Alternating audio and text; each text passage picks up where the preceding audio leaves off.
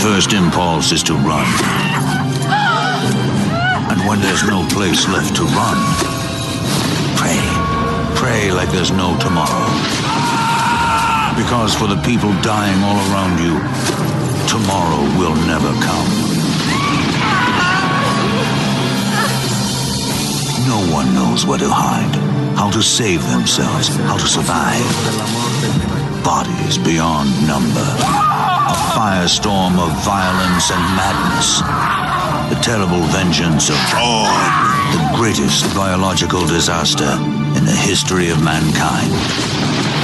It is, as one witness testifies, the end of the world.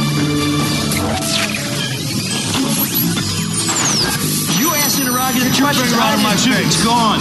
What are you doing? What are you doing? Come on. That is not paid for by them. That is paid for by the people of Detroit. You might be qualified, ML. I'm not qualified for this job. Let me tell you something. You want to go right now? Okay? You want to go right now, Alric? Well, I'm mostly Irish, and it wouldn't be an Irish event if we didn't start late. So for those of you watching on St. Patrick's Day, thank you so much for sticking with us here on Facebook Live. You know, this economy that's hitting us, this slump, we're feeling it right here at the old Soul of Detroit, because normally we have a Facebook Live sponsor, but our Facebook Live sponsor is a school, and so they're shut down. But nevertheless, we feel that those of you who are at home, maybe working from home, which means instead of working 8 hours a day, you're now working 24 hours a day. What a hustle that turned out to be. We thought you deserved a little break, and so we're coming to you live. And we have some special guests for you. First of all, I want to introduce the regular gang of idiots, or extraordinary gentlemen, if you will, Mr. Mark Fellhauer. Idiots is acceptable. Okay, I'll take that. That's considered a compliment. And of course, Sean Windsor, my friend and colleague. What's up with the vanilla face? From the Detroit Free Press, who was a sports writer, now just carrying your backpack. That's it? Your little Dora backpack around. Yeah, I don't. I guess thought somebody has to do it. I thought only the rookie pitchers carried around the Dora backpack. You're behind a bunker of something here. What is that? Yes, we have a beer sponsor. This is not their week to be mentioned on the air, but we figured one of the few known defenses against the coronavirus is social distancing. People think this is a new phenomenon. No, people have been doing that for you. Yeah, I was going to say, years, right? That's your. I mean, come on. The first people to come up with that, to my knowledge, was girls I knew in high school. They said.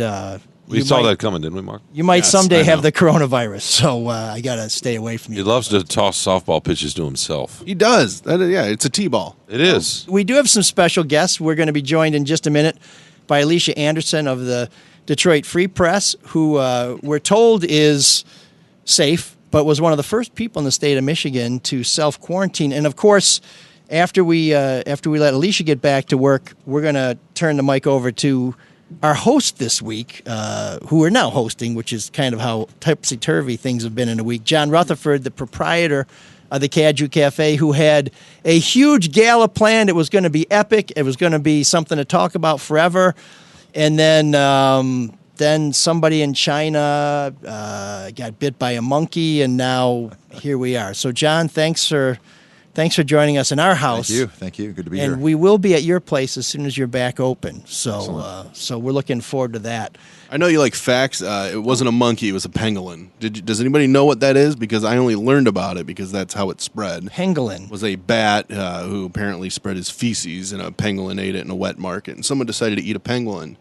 So when do you know what that is? Now that we're going batshit crazy, it turns out that actually is the technical term. Does anybody know what that is? No, I thought that's what somebody with a lisp called a bird with a tuxedo. It's like, look at that pangolin. It's skating all over the place. It's one of the ugliest animals I've ever seen. It looks like an artichoke and rolls up in a ball to hide. Wow. How does an artichoke roll up? It's kind of already spherical. I mean, you would know it if you saw it, but someone decided to eat that. And here we are. And I wonder if that guy is sitting around going, oops. Well, I don't wish ill on anyone, but I hope that guy is looking up from the flames of hell and saying, my bad, or however you say that in Mandarin. He is.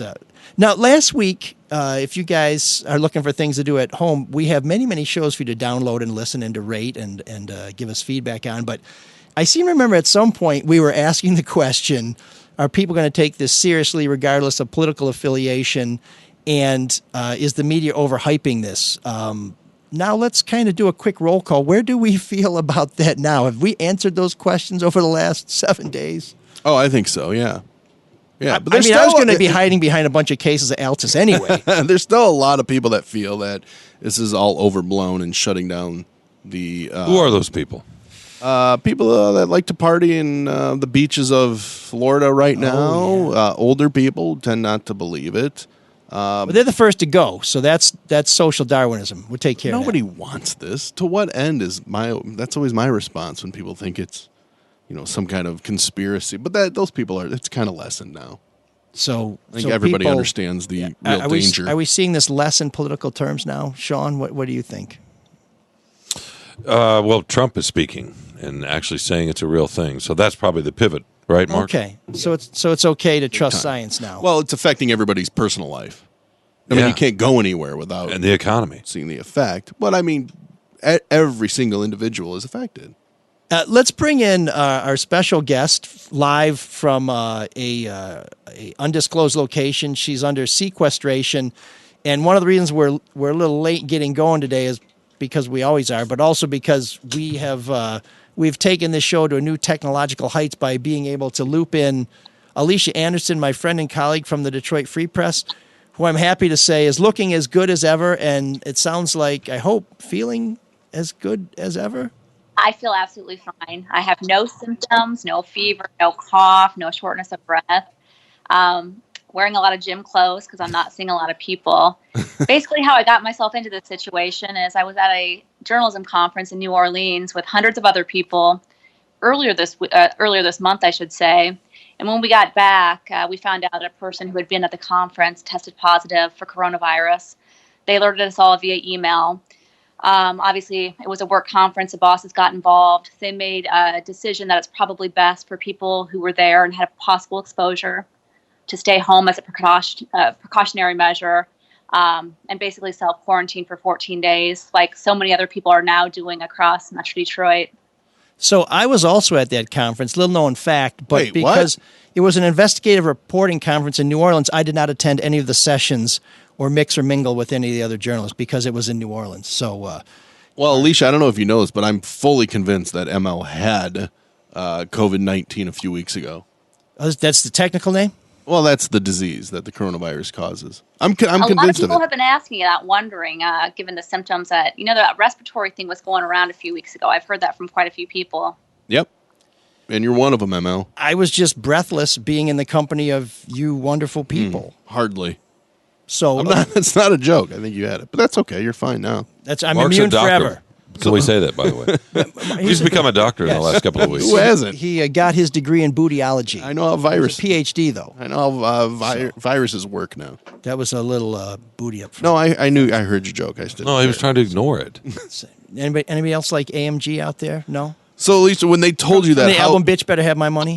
how freaked out did you go back and think of every single person you came in contact with since then? And did you have to go tell them, like, hey, by the way, I have to self-quarantine. I have no symptoms yet.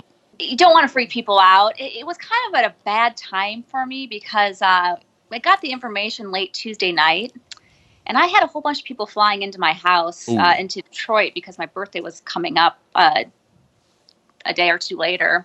So we Happy had to make 22nd birthday. 22nd again. Yeah, thank you. We had to make quick decisions on, do they fly? Do they not? Am I going to be self-quarantined? Am I not? It was all happening very rapidly. As it turned out, family ended up staying away, didn't come to travel. Dinner reservations got canceled. But then I found myself in a little bit of a predicament because I was planning on going out for all these dinners with family and friends to celebrate my birthday. And I didn't have any food in the fridge. So I kind of had to figure out, okay, now I'm stuck at home. I have no food. What are my options? And I started using some services online that I haven't used before, and they've turned out to be pretty helpful. One of them was called Shipt. That's one of those services that you basically have a shopper shop for you and drop your stuff off on your front door. So no symptoms, you said, but has there been a time where, like, That was a cough. Is it coming? Is this it? I mean, it's got to be a little nerve-wracking. You're just almost waiting to, have this show up. Well, so that was one of the reasons I needed to use this Shipt service, because one of the recommendations is to take your temperature over and over. I didn't have a thermometer. I couldn't find one in my house, so I had to order that via Target. I couldn't go out to get it. A shopper went out, dropped it on my porch, and so I could take my temperature. It's been perfectly normal this whole time. No fever, no cough, no shortness of breath. But yeah, you sit on a couch for several hours and you're not used to doing it. Your back starts to hurt. You start to wonder, is an achy back a symptom? There's been a lot of Googling. And have you gone outside? I mean, that's the thing. People think they have to stay inside. I mean, you are allowed to go outside, right? So I spoke with an epidemiologist yesterday, and I think, recommendations are constantly changing. What things that we heard a week ago have changed from things that we heard a few days ago. But she told me, as long as, I want to make sure I have this right, but basically depending on where you live and if you aren't showing any symptoms and you haven't tested positive, it's okay to go out, walk your dog, go for a jog, get some fresh air. Just don't come into contact with anybody. Do you have a scarlet letter to wear so we know that you're self-quarantined? We're going to be sending you an ML Soul of Detroit t-shirt for appearing on this week's show with unclean written on the back in large letters. Greatly appreciated. Thank you very much. Make sure to leave that on the porch and no contact. Well, we were thinking Still of slipping it through the days. mail slot like Kramer with the bologna? salami and bologna on Seinfeld. Slicer? We can just sort of, send you prime cuts of deli meat. It is a little weird because I've had a lot of, it was, like I said, my birthday, so a lot of people were dropping packages off just to say happy birthday, thinking of you type of thing. But it's weird because you can maybe like knock on the window and wave or yell, or there's a couple doors separating us. You can see them, they can see me, but that's all the closer you get. No direct person-to-person contact. I haven't touched anybody else since I found out, and that was a week ago. In addition to Alicia's column where she described her situation that you can read at freep.com, she's continuing to write stories on a daily basis for the Free Press. So that's the kind of dedication that the fake news media is doing. So, Alicia, thank you for everything you're doing. We're glad you're feeling well. As soon as we explain to Sean how to spell unclean, there's no K in that, Sean, we will get that T-shirt to you, and I look forward to seeing you back at the office as soon as you're not toxic. Yeah, it's definitely a memorable birthday party. Everyone drank from their living rooms or the office, not drank from the office, but, from their living rooms, or toasted me from the office and saying happy birthday on just technology. It's amazing how you can still connect with people even if you're not side by side. Alicia, how can people follow you on social media? No stalkers, please. I am at ELISHAANDERSON on Twitter. But Freep.com seems to be where most of the stories are landing and being published. So that's always a good way to follow not just my work, but my colleagues who are working around the clock to bring as much information as they can on this pandemic. Okay. Hey, thanks, Alicia. While you're home, if you have nothing better to do, we'd appreciate if you'd create a transcript of every previous episode of ML Soul of Detroit, and we will catch up with you again soon when you're back in the free world. Have a good day. Thanks so much for your time. So there you go, folks. That's now. I'm not just saying this because your good deed could help pay my salary, but this is another reason why the news media is so important and why we need to not just take all this stuff we're getting for free, but subscribe to the news and the Free Press, because reporters are out there every day putting themselves in danger. We kind of figure out whether or not we're going in a place we shouldn't have been by the time we get back, which is when it's too late. But we're out there trying to get the stories. I'd love to see a breakdown of positive test results for coronavirus amongst the general population versus journalists and reporters, because there's a lot of reporters, because you guys fly around and talk really loud into a microphone and around people all the time. There just seems to be a lot of reporters that are getting it. I know CBS had two, ABC had a new one, ESPN had some people. It's really amazing because you guys are moving around all the time. You're helping the spread? Well, Sean is going into buildings with 10, 20, 30,000 people. I mean, you want to talk about... Well, you were before they shut down, before you became our gardening reporter. Yeah, I was in Indianapolis for a game with no fans. Well, a warm-up, I should say. Michigan Must have been a Rutgers. Michigan fan. Yeah, who likes those guys? Yeah, that was a little odd. They came out and did their warm-ups, and there was nobody in the building. And how quick did that word spread that this is what's going? I mean, did you know what was going on? Because I thought the Utah Jazz Oklahoma City game, nobody knew what was going on. Granted, there were a lot of fans there, but did you know? Did they get the word out that quick? They were out on the warm-ups for, 10 minutes or so. And then the Big Ten commissioner made the call, went to the ADs, and then the ADs told the coaches. And, it didn't take long. Why did it take? Well, it seemed like it took longer than it needed to, though. Well, Kevin Warren, the Big Ten commissioner, explained it this way. They were thinking about it that morning, maybe 8 o'clock, and decided to do it, but they wanted to confer with every president of university president of the Big Ten. And also the athletic directors. Which is 14, which is why it's the Big Ten. I got to talk to all the Big Ten guys. That's 14 people. And they just decided, they wanted to all be on the same page. When did they connect with them? Warren said he started making those calls about 8:30, and it took about 2.5, 3 hours. 8:30 in the morning? Yeah, that morning, whatever it was, Thursday morning. Slow down. That they had to figure out with scheduling and tracking everybody down and going through the process. They didn't want to leave anybody out. So was the Nebraska coach's collapse and hospitalization a factor in any of this? I mean, Fred Hoiberg it scared in the people, end but he ended up had having the the flu, right? But I mean, did The that optics drive were not home to good. anybody? Who were like, holy crap, we may have people out there who shouldn't be out there. I think so. Rudy Gobert, the Utah Jazz player, tested positive. I think that's what did it, right? Because the NBA shut down after that. That and Tom Hanks, but Hoiberg was right after that, and just the imaging of him, passing out head in hand. No, it didn't help. It didn't help. But the Big Ten was what, second or third league to cancel? The Ivy League. Ivies was the went first. Yeah, Brainiacs. But Warren said it just took a few hours to get everybody together. Kind of a spur of the moment thing. So I want to talk a little bit more about what Sean is going to be doing because he still works at the Free Press. We still do have a sports section, and we still do have a lot to keep you guys entertained with, to distract you from, what's kind of a bummer March so far. But first I want to talk about the people who are sticking with us, who are helping keep us on the air, and we need you to help them too. We guess the government may be sending you a check, so maybe it's time to get 2 weeks. a new ride. And if you're looking for a new ride, might I suggest that you talk to our friends at Zott Ford and Holly, who are launching their spring zero cash due event. So if you got some cash from the government, you don't even have to bring it with you out to Holly. They will hook you up. This means you can take a ride to Holly and the hottest sales staff in Oakland County, but keep your distance. We'll help you take home the fresh fly Ford of your dreams with zero cash out of pocket. That's right, no dough from your Levi 501 buttonfly jeans. Am I dating myself? Yes. I'm the only one who would date myself. For example, lease a new loaded 2020 Ford Fusion as low as $192 with zero cash due. Plus, this is one of your last chances to get a new Ford Fusion because when they're gone, the Fusions are gone for good. Or how about leasing the all-new 2020 Ford Edge SEL all-wheel drive as low as $222 with zero cash due. Finally, you can lease a new 2020 Ford F-150 Super Crew XLT 4x4 for as low as $272. And you guessed it, with zero cash due. Surf their sick deals and massive inventory at dealsinthed.com and be sure to tell them ML's Soul of Detroit sent you. And we especially want to thank Zott for sticking with us during these difficult times. Remember, the auto companies kept this country afloat last time the economy went in the tank. Let's make sure we keep them going now too. And when you're thinking about saving money, we have another longtime sponsor who we're very loyal to, and we hope you will give them a shot as well. That's Hall Financial. And they have a couple questions for you. I know you're sick of questions like, can I touch this? Can I go out? Can I do this? Can I do that?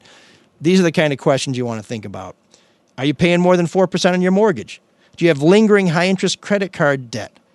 Well, you may or may not know that right now rates are within fractions of a percentage point of their lows of the last 10 years and probably going lower. Mm-hmm. A smart idea would be to call the company with over 1,000 five-star reviews, including ours, that has recently been averaging 10 days from start to finish on listeners that have applied for a refinance of their mortgage, and that is Hall Financial. It's a simple process, and it's no secret that saving money is smart, like Ivy League canceling the basketball tournament smart. You can get started by calling 248-308-5000 or going to davidhallmortgage.com. If you want to check in and see if something makes sense for you, go to davidhallmortgage.com, call my man, Dan Morrison, at 248-308-5000, and make sure to tell them that I sent you. Equal Housing Lender, NMLS 1467435.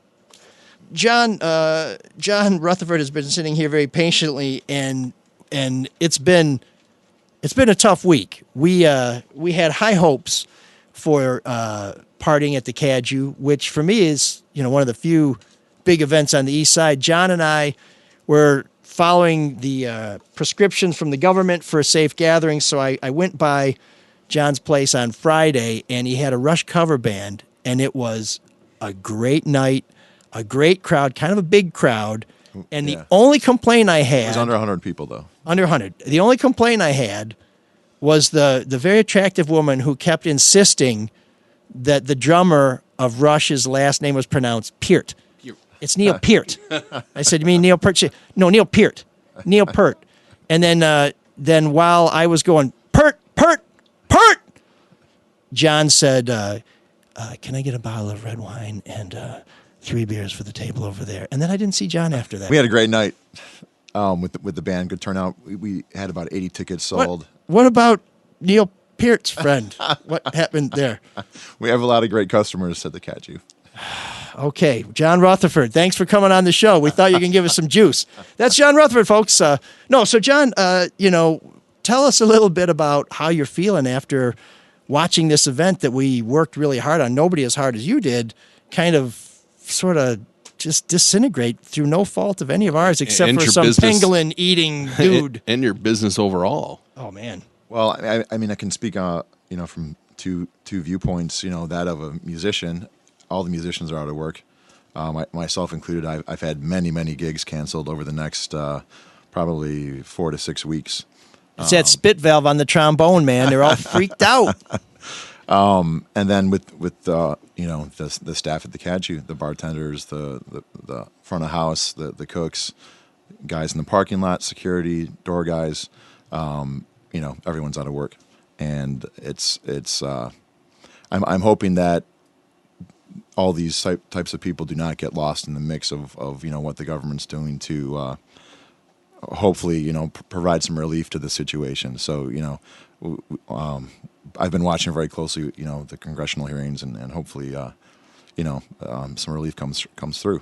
Well, and we should tell you too that John is also he's been known to spend a little time with a fellow named Robert Seeger, who you may have heard of before. Perhaps giving us some life advice right now. Turn the page. We'll just try and get past all this. And where's that harmonica? We need. Is it? No. What is it? Is that an alto at the beginning? It's alto, baby. That's alto reed. Yes, sorry. Okay. He did that. The late great alto reed, right? What? No. Alto's still on? I'm thinking of the Bruce Springsteen I just saw guy. him. Sorry. Clarence Clemens. Yeah, Clarence Clemens, rest in right. peace, Clarence Clemens, right. Rest in peace. Alto Reed. Killing off Alto Reed. Alto's a big supporter of the show, too. So, Alto, I'm very sorry about that. My bad. Stick to New Wave. We will also be sending you a T-shirt. John, I went to the shows that Bob did at DTE this past, God, how long ago was that? I guess it was last summer. June. And it was his most recent farewell tour. I got to tell you, Alto steals... I attended a farewell tour several years ago in Toledo. He steals eyeballs away from the rest of your brass section up there, mainly because the different amount of saxophones he has, and he's got one that is ridiculously large, and the whole time he's playing that, I'm wondering, does he really need one that big? Does he? He's overcompensating. He's got an arsenal. I mean, he has a soprano saxophone, an alto saxophone, tenor saxophone, bari sax, bass sax, contrabass saxophone. What's the real giant one that he has? And always safe sax with Alto Reed, which is why he's alive and well today. Does he need that ridiculously large one? It adds a certain sound that is really unique between when you listen to Clarence Clemens also would play one at times, and it definitely adds this big fat low end to the horn lines that goes a long way. For just an idiot in the crowd, though, it is kind of fun to watch this. Oh yeah, definitely, giant saxophone be played for whatever reason. Yeah. So I am the worst alto player in the world, and if you think that's bad, as Morrissey once said, you should hear me play piano. But getting wind through one of those things is amazing. I mean, you really have got to like draw from your toenails all the way through, and then to maintain it and to be able to play notes too. I mean, that's more than just for show. You would not carry something around unless you meant to use it. Right. I mean, playing any of the horns is definitely an athletic event of sorts. It's all about air control and being efficient with the way you're moving air through the instrument.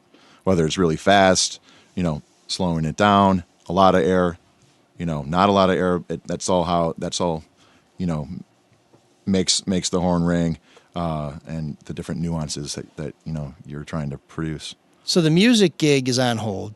The restaurateur gig is on hold.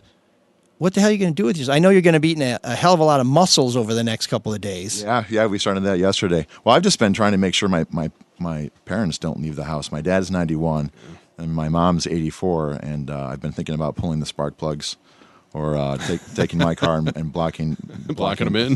blocking them in. But it's I've just the last couple of days of just trying to get my head around things. I mean, it's pretty surreal. What's been going on. It's kind of like we're at the beginning of a movie. Was there a lot of a lot of businesses, restaurants are shifting to carry out and delivery? Was that a big part of Caju? And then if it wasn't, how quick can you switch to that? How do you get the word out? It's an element of the business, but we haven't. We're not doing that at this point. I think maybe we'll evaluate that, within a week or so. I mean, it's a challenge. I'm sure you obviously don't. No one expects it. Nobody expected this. Well, even some of my friends who have exclusively carry out places on the east side. Like I won't say any names, but there was one place down the street from us, ML. Tomaine Kitchen. Yesterday. I mean, I think about $100 in total carry out. And it's exclusively a carry out business. That's brutal. My daughter made $2 in tips working her waitress job on Sunday. And the woman, her only table sent back the first thing she got because she didn't like the presentation, and then gave her a lousy tip on top. And I was like, wow. And my daughter said that's okay. She sent back the cheese plate. It was actually pretty good, so I got a free cheese plate out of it. So $2 in a cheese plate. There you go. Don't you think it'll take a little time though, for folks to get used to the idea or thinking it's okay to go get carry out?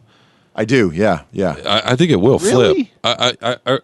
This morning on the way here, actually, there's a restaurant in Ann Arbor, Zingerman's Roadhouse. Oh yeah, and they have a old Airstream home trailer. Of the $15 sandwich. Exactly, yeah. But anyway, they have a fairly strong carryout business through a trailer, a little kind of hip aluminum trailer out front. And I drove by there on the way to get on the highway today to see, my buddy Mike and Mark. Mark, I guess too. Not so fond of Joe though. And Joe, and Joe. Joe's in any case, man. it's there's normally a 10, 12 car line often that time of the morning, and all Teslas. Exactly. There were a couple of cars, and that's with the restaurant being shut down, and that surprised me. But I thought, it's just going to take a minute for people to feel psychologically secure. And I think there's a lot of people that are like, I'm just going to cook myself. But that if you haven't been cooking in a while, that'll last for one day, maybe two. Before you know what, I'm just going to go get it. Because grocery stores are. It's not an airborne virus. It's just can't be around a lot of people. Right. So it's okay to touch hard surfaces. It's okay to go out. It's okay to get stuff. Is it okay that I just made out with this mic? By the way, I sanitized it before you got here, and I'm doing it the second you leave. He means this microphone, just so you know. We're keeping a social distance. That's right. That's right. And maybe if I finish these altus, we'll maybe. This is how you're going to do it. You're going to break up with me. Live on the podcast. So there'll be a little light petting. That's what you're doing if you behave yourself. But so some friends of ours own the Traffic Jam in Midtown, which is a great place, and they immediately changed to family dinners. So you can order a meal for like 4 people to go, and I think that's great. Now this place it's a very cool place, but it's a barn. It's huge, and so now it's probably just the kitchen working, and they still have to pay the utility bills to keep everything going. Mm-hmm. I'm sure they're going to try and keep as many staff going as possible, but that's a pretty quick pivot and a really smart plan. But unless you're geared up for that, I mean, it's tricky, and you still have a ton of your staff that are in limbo. And I'm thinking of my fellow vendors from Tiger Stadium and Comerica Park. Love these men and women, but and I don't say this to be cruel, but not a lot of savers in that group. I mean, they're going from game to game, and when we would have opening day, a lot of the guys would be, because we wouldn't see each other until, since the last season, because I didn't work the other arenas, but they'd be like, hey, you going with us to Cleveland? Or hey, you going to Chicago? Because Sports Service has the vending contract at what used to be Jacobs Field and at what used to be U.S. Set, whatever the hell the new Comiskey Park is. And they would take a bus to go to these games because it was a huge payday, and that was their Christmas. And now all these people are sitting here saying, you see a lot of people have stepped up to the plate, though. Usually the athletes, Zion Williams and Kevin Love, have to help support those people. But some of the owners have too. Like Mark Cuban did in Dallas, right? Illich, and I think Gilbert might have done something different. Yeah, Illich is going to take the money that they didn't spend building the hotels and stuff around the arena. And Bernie Sanders, I don't really, care where it came praised from now. Mark because he loves the Cubans. That Bernie Sanders, he loves the Cubans. He does, doesn't he? Just Castro. This Castro, yeah. No, he doesn't like the Republican Cubans in South Beach. No, Marco Rubio. Who did you see? Marco Rubio was getting dinged because he said, "I hope we don't have to resort to martial law," but he spelled it MARSHALL instead of MARTIAL or something like that. So people are still. It's good to know that even when we're all pulling together, there's still a lot of pricks on social media who will jump on you the minute you make the smallest mistake. But you know what's funny? Whenever there's a big thing like this, boy, does it get all the other mess that that consumes our lives. Be it a lot of the fighting by the 10% on each far right and far left. Does that nobody's thinking about that stuff right now, are they? I mean, they're trying to delay the primaries. I think it's actually it's kind of nice not having to pay attention to the election right now because it's just not important. Although, even though he's what is he, a sensitive genius? Our president, stable genius. While he's trying to save the economy in the country, he did find time this morning to fire off a nasty tweet at Gretchen Whitmer, and Gretchen Whitmer, being a politician herself, found time to 2 hours later send an email to people saying, "Did you see what President Trump said to me? Please sign our petition. And by the way, if you'd care to donate, you can hit this button." So, I mean, Democrats and Republicans, we are all crapping our pants, but really, they're still kind of who they are at the end of the day. In a way, maybe they know that this will be over sooner. I think a lot of people have this feeling from 2008 and the Great Recession that this is going to drag on, 3 years to a decade. But most indications are it will wane. It's all about not overwhelming our health system. Although Trump said yesterday, right, that expect this to go on or could go on to into July and August. But if you're watching that, Fauci stepped in and corrected. He also said it'd be gone like a miracle. And I wondered, and this is because, and this was what Trump does because he's right often doesn't tell the truth. Sorry, folks out there who like him, that's fine. In any case, I wondered if he said that yesterday, so when it ends in June, he'll look good. Oh, maybe. I don't know. I think you might be giving him too much credit there. I think he's just trying. I think that's his way of being positive, is saying this is when it's going to end. But when it does end, believe me, we're going to go down to the Caju. We'll do a show down there. There will be a pent up just desire to go out and do things and be around people because we're social beings. That's why this is so hard. We want to be around people. One of the things I look forward to being a little more isolated is I want to get back to reading books. I want to get back to spending a little time with my family. But this is a time for people to kind of reflect on things and tell stories. Are there any stories from the road that you can share with us, John, while we got you here? As far as stories from the road and whatnot, there's a lot of them, that's for sure. I mean, I've been traveling now since 2001 with different groups. The first artist I toured with actually was Yo-Yo Ma, the classical cellist. And I mean that's the classical side of music, a totally different extreme from traveling with with. But he still trashes hotel rooms, right? like knocks over the vase, does the lines before he goes out on stage, hides the remote control for the next guest, turns Gideon's Bible upside down. Partier, man. That's it. Right. You've been mod. Who else have you played with?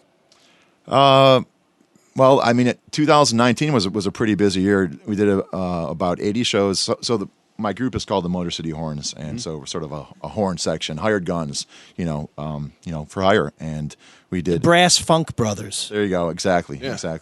We did about 80 dates with Bob Seger. We did just over 20 with Noel Gallagher and his. Oh wow, the High Flying Birds. The High Flying Birds, yep. There's probably 2 shows I've seen you at now and didn't realize it. I hope Drew didn't hear that. He'll be down here in a minute. He's like, what did you say about the Gallagher Brothers? Yeah. We've done, that was our 3rd or 4th tour with Noel and his band. It's always fun. How do you find Noel to work with? Do you get to interact with him a lot? Yeah, quite a bit actually. He's the band dinners and hanging out before and after shows. Any trouble understanding him? That Mancunian accent is pretty heavy. I've definitely done some homework on that and have gotten, after a few tours, have started to be able to figure it out. But at first, you're making the guys repeat themselves, 3 or 4 times, and it's just you start laughing because you're speaking the same language and you're looking at each other, and they don't understand you either, Right. and it's just like, wow, it'd probably be better off, writing it down.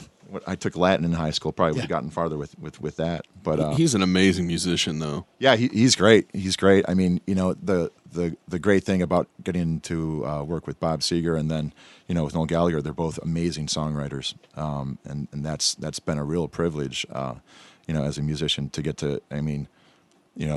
Seger's definitely, just one of the best. For hard worker, 50 years now.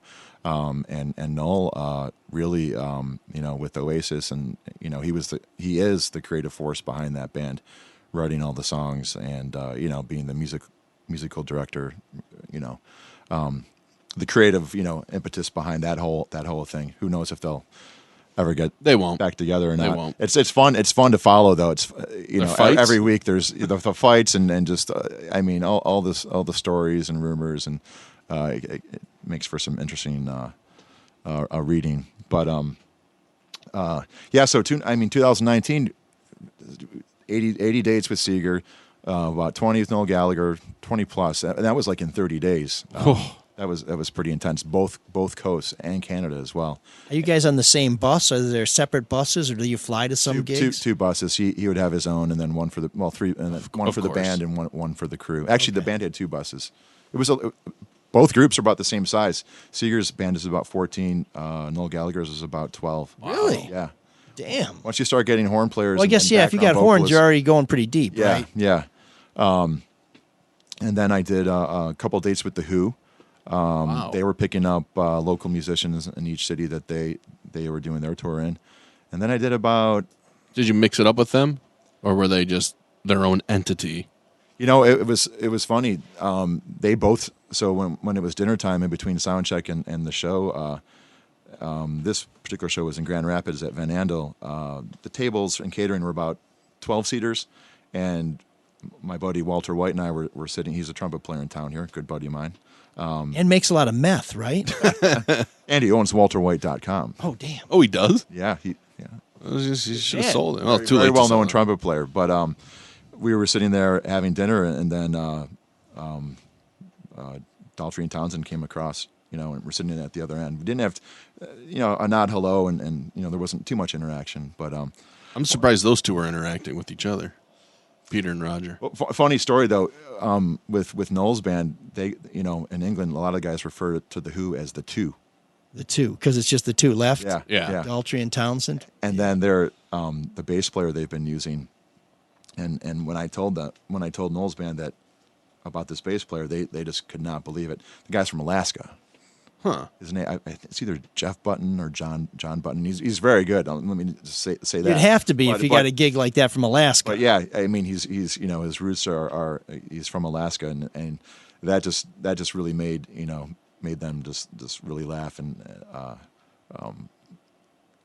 just the irony of that. That's a long way where to go. where they were and right. and where they are now in terms of personnel. Can you talk about how you got your gig with Seger? Yeah. Because there's a little St. Patrick's tie-in too, right? Yeah. Well, just like my hat, I'm pandering to my Irish Sean loves friends. it too. Sean, I do. Sean was very hostile. It turns out Windsor happens to be the name of the royal family in which country?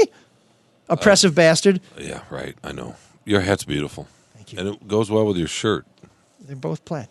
Sorry, John, I interrupted. Oh, that's all right. That's all right. It's funny when we started in 2006, when Bob and the band were doing their Face the Promise tour, and it's funny. People, how did you get the gig?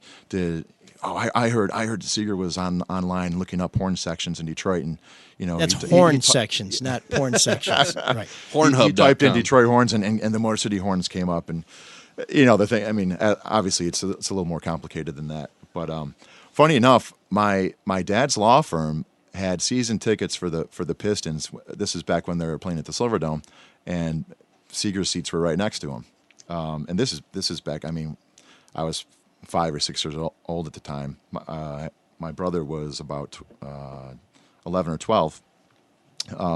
So I knew the name from a very early age, and of course, at that point, I just wanted to have some popcorn and a hot dog, and run around. I wasn't really interested in who we were sitting next to, and the drive out there was always a pain in the ass to go to games.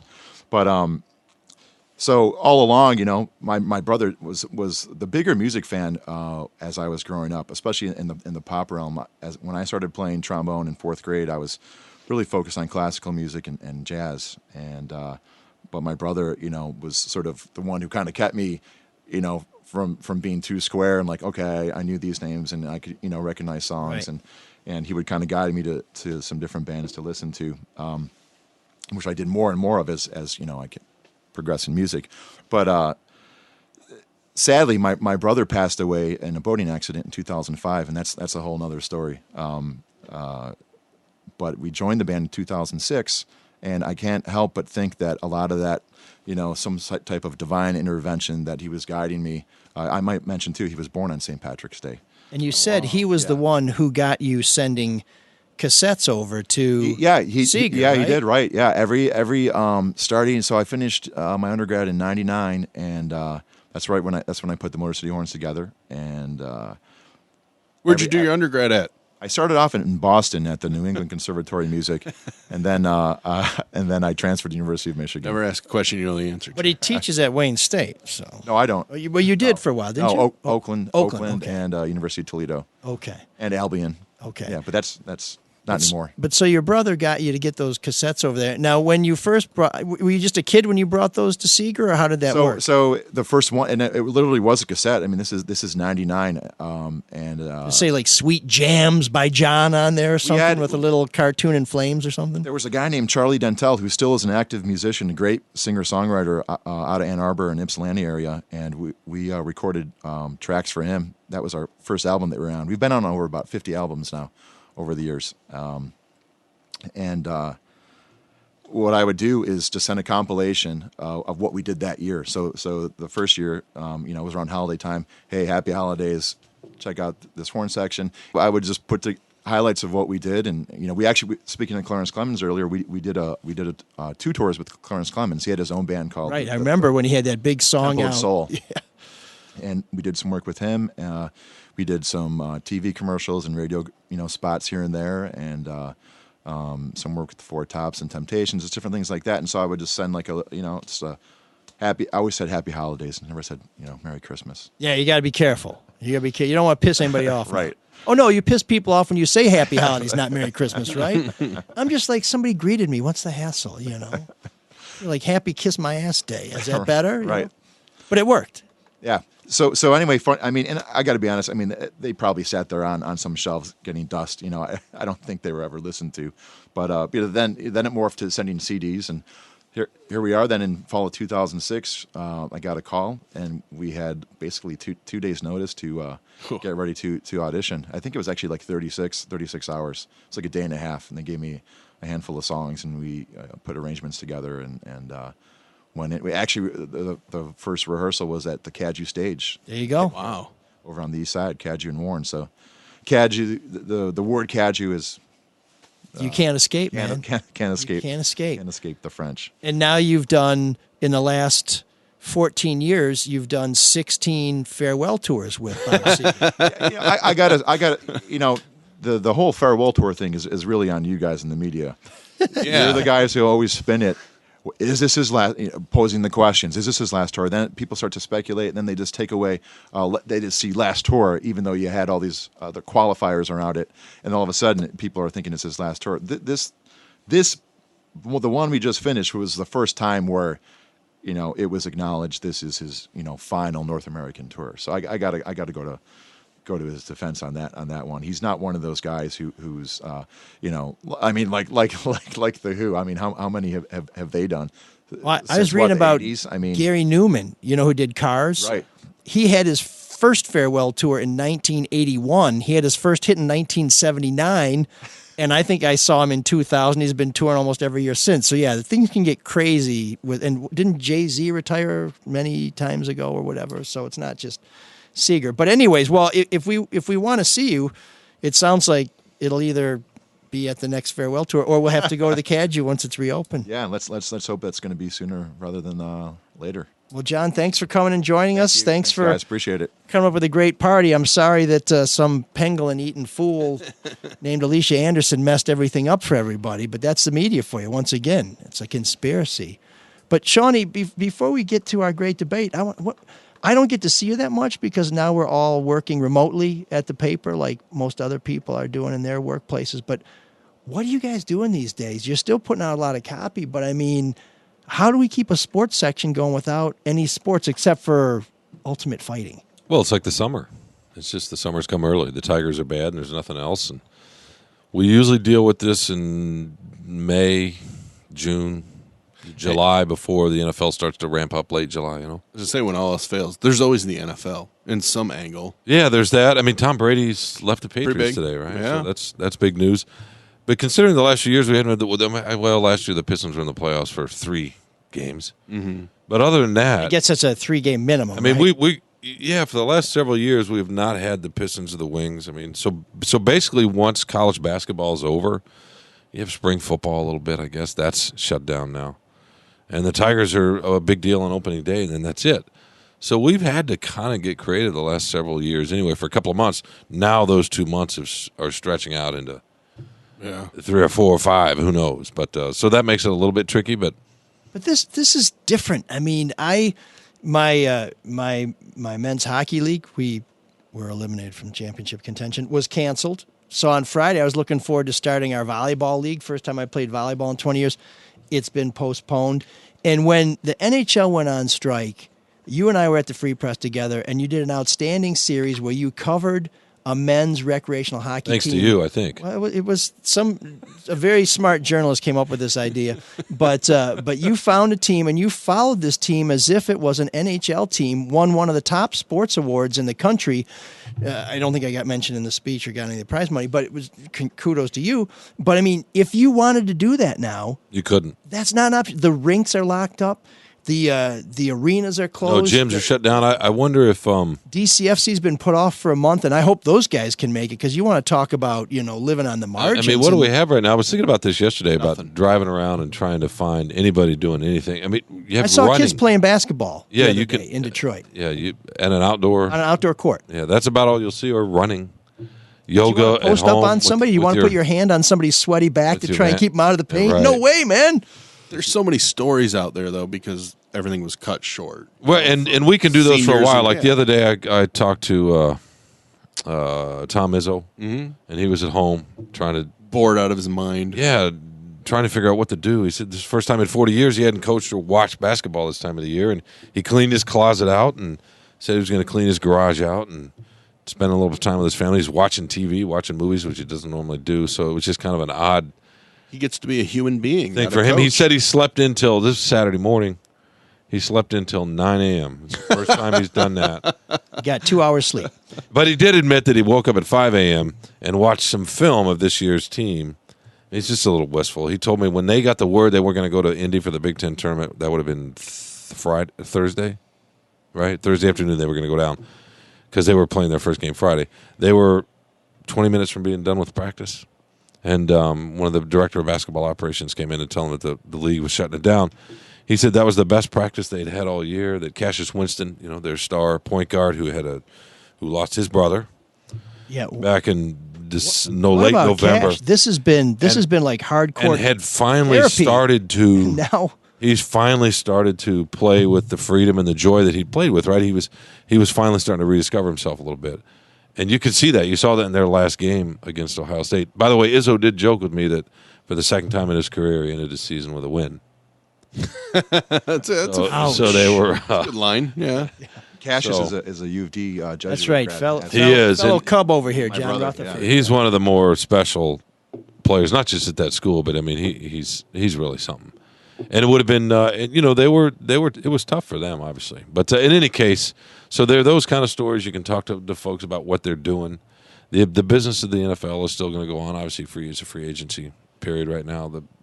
The business of sports will still happen. It's just not the games. So That's okay. The stories. There's more stories. yeah, out. there are stories out there. I mean, I'm going to go. Yeah, I don't want to give it away yet, but we've got some ideas. Sorry, Charbonneau. You got to come up with your own shit. If we, And you can start working the esports. Beat, I mean, if we're not playing sports by September, then obviously, yeah, we will be. Yeah, of course we will be. But I mean, if we're going to get that radical, then yeah, we'd be in real trouble.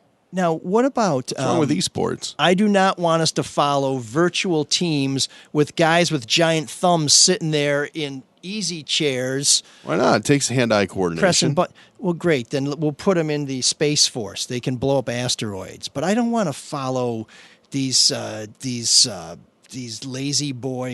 Why? You follow hockey? They're not lazy boys. No, but what's the difference? The difference is they're actually people. The thing for me about sports is Follow baseball too. one of the things I never missed about not having cable is I don't really care that much about watching sports on TV. I'd rather be there. I'd rather participate. Yeah, but you're an outlier, though. You call me a liar? No, just an outlier. Thought we were going to have to. He just wants to be close our seen. social distance there. Don't let him He does. fool you. He wants to be around He people. goes to the Breslin Center and the Spartan Stadium But that to look down on people. That's the only reason Yes, he's going. that's right. Yeah. It's And nothing because to do I with always the get sport. I always get seats in the back row. That's why I look down on people. Well, you just want to, sit in judgment. So you're gonna Jesus. you're gonna stay out of trouble. If you'll let me. I mean, you're gonna be busy. We don't have to worry about you Yeah, we'll figure it out. breaking into people's homes. We'll figure it out. Okay. I mean, Okay. Well, just before we get to our great debate, I just want to say a word out there. And the show's going to go a little long because we figure you got time, so we're gonna drag it out for do you. we need a debate? You're right. Mark and I are always wrong. Let's move on. yeah, but whatever you want. it's it to always be. interesting for people to find out what you guys are so wrong-headed about. So I'd hate Okay. to deprive them All of right. that. Plus, I think when people see my scintillating logic in action, it actually helps. Actually, Lift humanity. I couldn't have said it better myself, but since you said it, I disagree. But you might have been right that time. But I just want to say a word for those of us who are able to bunker up with loved ones. There are a lot of people out there who are on their own, who are losing their opportunities to socialize with coworkers, with people they may run into at the store. There's a guy I see who's always out to dinner by himself, and I'm sure it's not because he likes to spend too much money for food, but because he likes to get out of the house. It's why you see people sitting by themselves at the bar. It's cheaper and easier to drink at home, but they just want to see other people and be a part of humanity, even if they're kind of quiet while they're there. So while we're all kind of hanging out on our own, let's make sure that we reach out to other people. Let's just check in on them. Maybe it's a relative, maybe it's a friend, maybe it's someone you haven't talked to in a while, maybe it's a grievance you need to put to rest. Send them an email. Give them a phone call, write them a letter. Sometimes it's incredibly powerful to send somebody something you've actually taken the time to scratch out. And you know what? If you're worried about them saying, I've been waiting for this my whole life, and giving you an uncomfortable hug, and then you got to try and find a way to sneak out, you're off the hook because we don't have to do that now. In fact, we're forbidden from doing that now. So let's just think about other people who are out there and don't have anybody else in their life or not enough people in their life. Reach out to them. And I'm thinking of you, Sean, but can I get at least an elbow bump before we're done? Sure. Okay.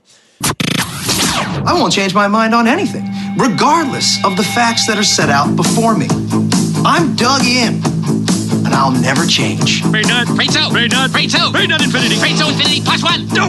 I almost forgot. If you're sitting at home watching TV and you're looking for a great St. Patrick movie, you have got to watch The Guard with Brendan Gleeson and Don Cheadle. It's an underappreciated art house gem, one of the funniest, best movies you'll ever see, and it's a great St. Patrick's Day watch. And now, it's time for our great debate. So, it's Tuesday, and we've been watching developments happen at a breakneck pace, and one of the latest things we're hearing is a lot of money is going to be spent to try and prop up the economy. I think most people think that's a good idea. Well, let's put it this way. Chuck Schumer said it's a good idea, and Donald Trump said it's a good idea. So if those two guys agree, it's probably an okay idea. You have to. But one of the things that came out before this was the airlines asking for a $50 billion bailout. Now, these are the airlines that have been consolidating to lower competition and increase profits, that have been making money hand over fist for the last decade or so, and who try and charge you something like, this is a real figure, $973.23 if you want to bring a Tic Tac on the plane. And they want to bail out? Yeah. I don't think I'm quite ready to write that check. Are their margins really that high, Mark? They actually run on very thin margins. They do. The problem is over the past decade, 1% of $1 quadrillion is still a lot. Well, there's a lot of fuel that goes in. That's the why price of airplanes. That's why fuel prices are going down. There's no room on planes because they got to pack you all in. The problem is 96% of their profits have gone to stock buybacks in the last decade, to which they've spent something like $45 billion on it. Exactly. So when they make money, they make themselves richer. I think these guys need to be taught to keep some reserves on hand, maybe. Well, this is the opportunity here because they have to be bailed out. I don't care what anybody says. They're essential to the economy going again. Things fly. It's not just passenger flights. It's cargo. You got to have stuff moving around, period. So you have to do it. But now's the opportunity to lay the law down with them on having mandatory cash reserves like we did with the banks after 2008. That's also way too many people that would be out of work, right? Oh, without a doubt. It's the same reason Obama did it with the automobile industry. But it's one of those things where it's like, yeah, we'll do this for you. However, not Ford, stop being such a dick to your employees and stop being such a dick to the passengers, and maybe we can get the passenger bill of rights like they have in the EU for Americans, to where they're responsible for some things afterwards. So let's go back to that auto bailout analogy, and I think Sean teed me up wonderfully, which is exactly how we scripted it. But not all the auto companies got bailed out. Yeah, Ford prepared themselves for crisis. Ford survived the crisis. Ford did not cost the American taxpayers a penny, and you can still get a Ford. And if you're going to get a Ford, we recommend Zott Ford and Holly. Tell them ML Solar Detroit sent you. And they weathered that crisis because they had a lot of cash on hand after certain lawsuits with Firestone. Right, so now the airlines, you say they have cash on hand, they buy more of their stock. They drive up their stock price, which makes the executives' options go higher. I mean, can't we teach these guys a lesson and say, hey, take a page from Alan Mullally's Ford book, you pricks, and save a little money, so when you blow it after gouging the hell out of us, we don't have to write you a $50 billion check. I guess the debate should really be is it worth nationalizing these airlines?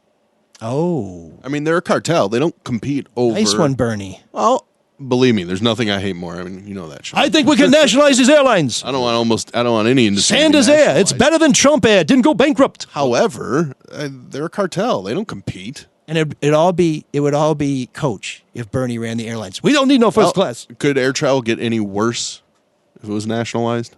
Well, I'll tell you, I've flown on European flag carriers and other carriers from other countries, and you fly them out of Toronto. They're cheaper. And when you get on the flight, you finish a meal, and they say, would you like a headset? Would you like something else to eat? Can I get you another drink? They treat you like the old days when you flew on Pan Am and the stewardesses were smoking. I flew last week. Why can't our carriers treat us that way? They charge us more. I wonder if the threat of that would be enough to have them change. Well, I'm with you, Mike. I flew last week, for example, from Indianapolis to Detroit. It's 39 minutes in the air. And they came on and said, we don't have time for a beverage service, right? And that's pretty standard at this point. It's the same to Chicago. Almost right now, anything under an hour, and you're not generally going to get So a couple of years ago, I was over with some family in Amsterdam, and I had to fly from Amsterdam to Frankfurt. Again, 45, 50 minutes in the air, tops. Not only did you get a beverage, but they served these little sandwiches in wax paper. I was stunned. And they taste good. They did taste good, and the efficiency with the way they went up and down. Well, you almost feel like this is a different level of. These are stinking socialist countries. I know. I don't know how. How do they do it? What have they figured out? They maybe don't hate each other as much as we do. I don't know. Who knows? I don't know. The Germans fought with just about everybody. Well, I know, there. but I mean, but they had their thing, but- and now maybe they've moved past it. I would rather I force. don't know. If you go into a European soccer match, some of those are fought behind empty stadiums. But I'd rather Protestants have them find a way to Catholics kind of like to go out the right. troubles. Yeah. If they would compete with each other on certain routes, maybe their product would get better. You know, their product would get better if you could choose flying. Because out of we used to Detroit. do that here. It used to be that way until what 1980ish, I think. God, an hour flight used to get a little tinfoil dinner in coach. But I mean, You're a just kid, the you got wings. Just the treatment of your customers is better when you need the return service. Right now, you fly out of Detroit. You're flying. Come on, you're flying Delta. You're flying Delta. Or you're flying Maybe. one carrier and making 4 stops along the way. Depends Plus, where you're going. Don't but we yeah. miss the Paisley upholstery and the kaleidoscope of colors and Braniff and all those sorts of things? It's like being at a bowling alley. So I think I have a solution here. I'm willing to cut a little check to these airlines on the following conditions, and you guys can tell me if I'm off base here. Every CEO who requests one of these bailouts is paid $1 until the money's repaid. We get to bring as many damn bags on there as we want. Are you trying to make them fail faster? For free. You don't cancel my flight or overbook my flight because you might not make all the money you possibly can because you made a mistake and I should be inconvenienced. Who's going to want to run that airline?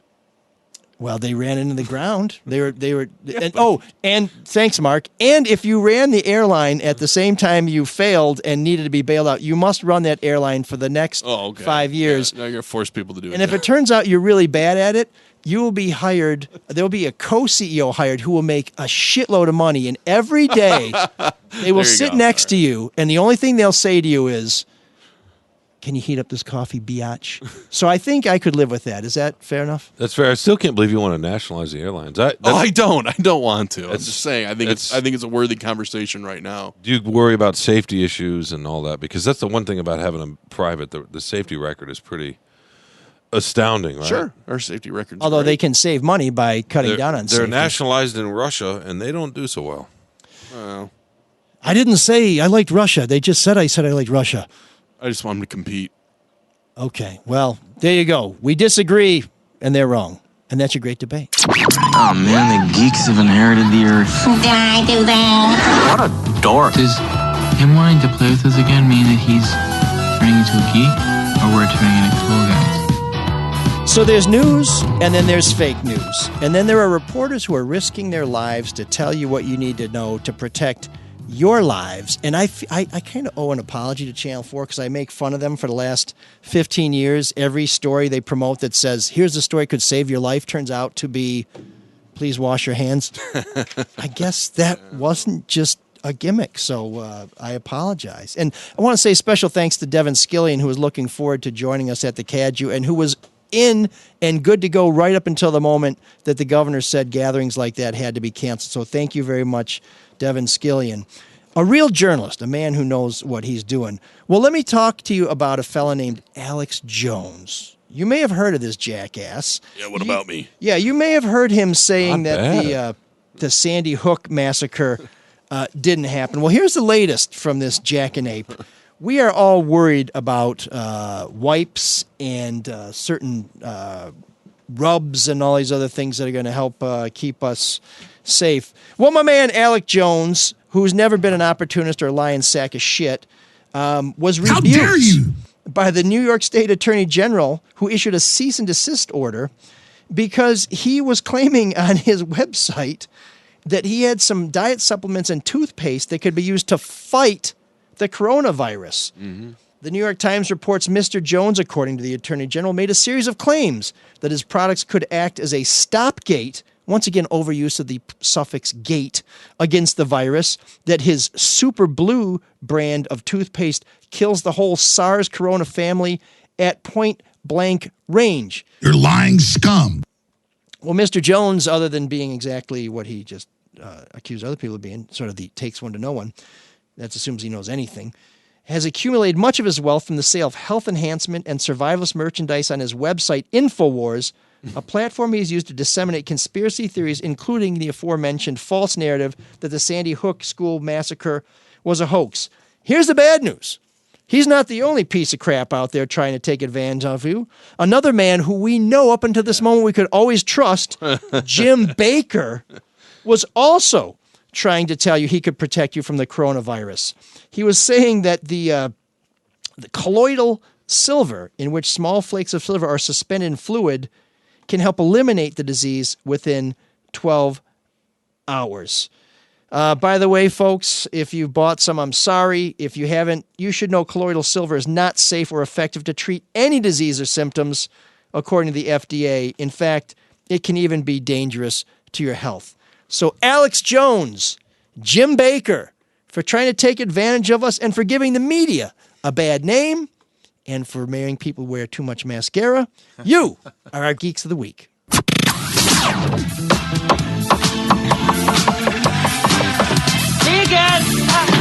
There's an all-night party in room 7609. And you can dance together all night if you've got the time.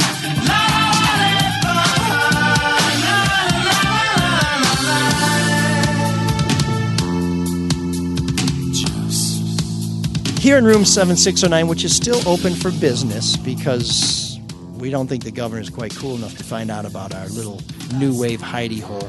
But we hate to be obvious, and we're not supposed to pick a great new wave band that has a great song you've probably heard of. But this week we're making an exception because it's an exceptional week. And so checking into room 7609, just off the road after a long hiatus, is the with... In fact, maybe with your love. Infected.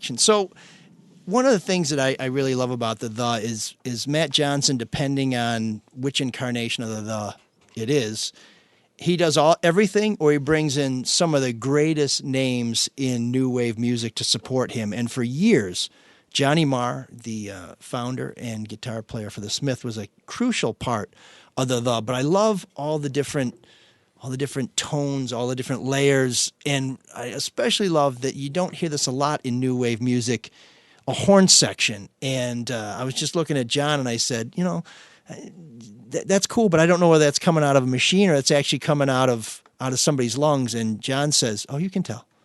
Now, I don't know if that's just music snob, John, or if you got. Oh no, okay. I mean, there's certain elements you listen for, and on that track, it was a solo trumpet player, and there were some unique characteristics of the trumpet, like pressing the valve up and down, like da da da da da da da da da, like sort of repetitive same note.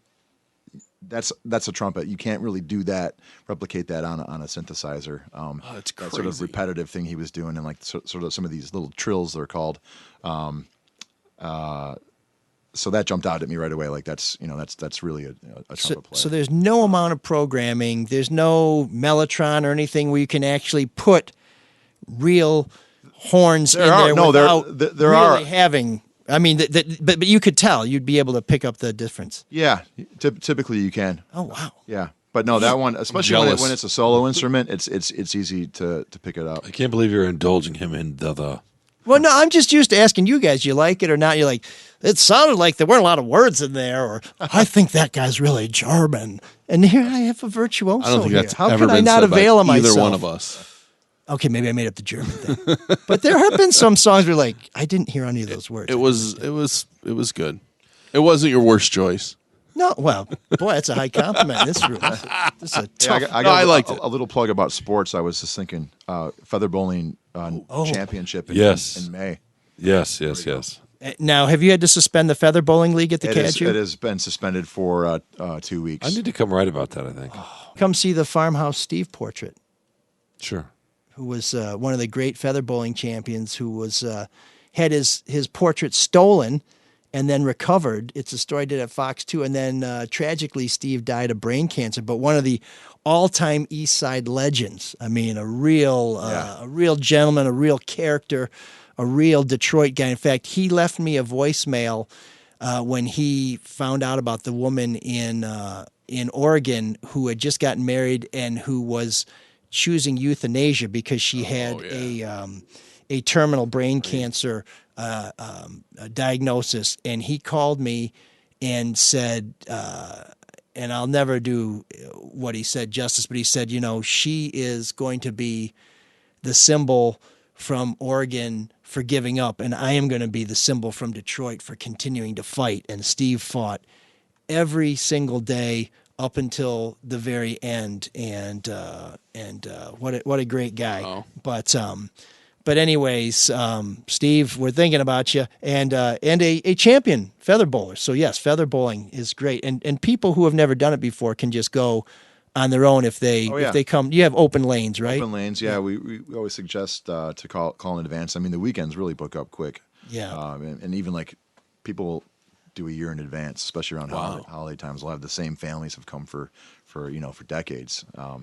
But we put out latex gloves the other day too. You did? Yeah, that was a big hit. Oh wow! And if you show up and you have to wait for a lane, unfortunately at the Caju you can't eat food or drink a beer or anything like that, or throw darts. No, not at all. Yeah, or listen to music. So so you're really going to want to have your act together if you want to try feather bowling. But okay, so any disappointment that it was sort of an obvious choice this week, or are we? It's all new to me. It's all new to you. Yeah. Okay. It's a great choice. He's just a kid. It's very on point. Fabulous. Keep it up. Well done. Yeah, You're the best. See, keep it up. in the face of tragedy, we all find something on which we can come together, and we appreciate you.